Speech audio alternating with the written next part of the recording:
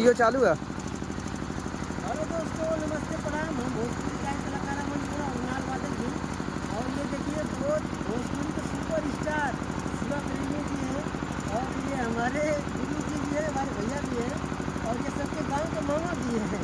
तो इनकी तरफ से आज मेरा हम लोग का कार्यक्रम हुआ है पछारे गाँव में, गाजीपुर जिले में। बहुत अच्छा कार्यक्रम हुआ है और भैया इतना बढ़िया कार्यक्रम जम गया है। और हमारे ये कॉमेडी कलाकार हरकेश हलचल जी बहुत ही सुंदर कॉमेडी कलाकार है। और कैमरा पर आशीष मास्टर जी और ये भी है कैमरा पर। और आप लोग इसी तरह भाई को प्यार दिला दीजिए। ये वीडियो नवीन बाबू ऑफिशियल से जाएगा। ये सब्सक्राइबर 60,000 है। आप लोग इतना प्यार दिला दीजिए कि इस वीडियो से, और अगर पैसा आएगा तो हम लोग पूरा पैसा दे देंगे।